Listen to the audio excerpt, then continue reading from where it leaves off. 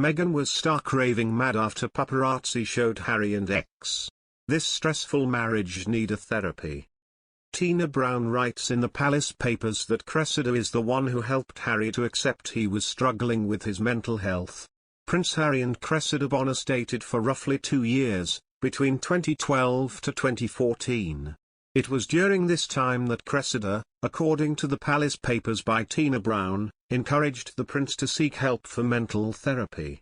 His outbursts were ever more frequent and childlike, Brown writes. He took up boxing because, as he later said, he was always on the verge of punching somebody. Cressida began to have serious worries about his mental health. It is not widely known that it was she who first persuaded Harry to see a therapist.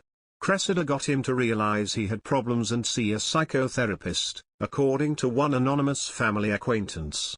Cressida and Harry's common acquaintance reportedly informed Brown that when the two split up, Harry wrote her a letter thanking her for driving him into therapy.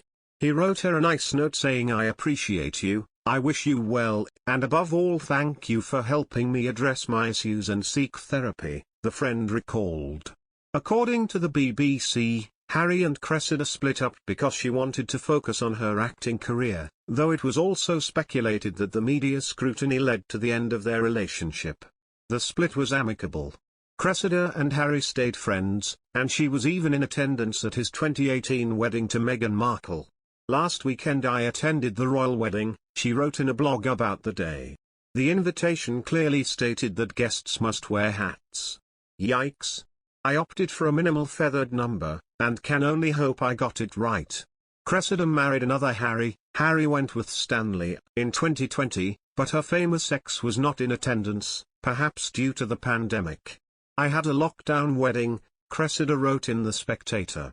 A 30-person, socially distanced, sanitized church service was organized in under 2 weeks.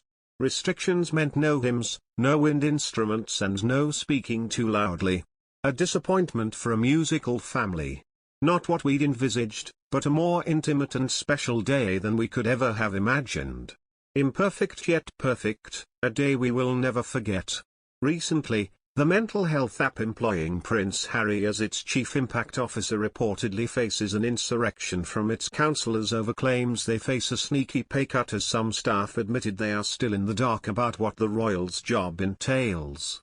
BetterUp promises to support the whole person while the firm they work for pays for it using of 2,000 life coaches accessible via a Tinder-style app, but some working there have accused bosses of having questionable ethics.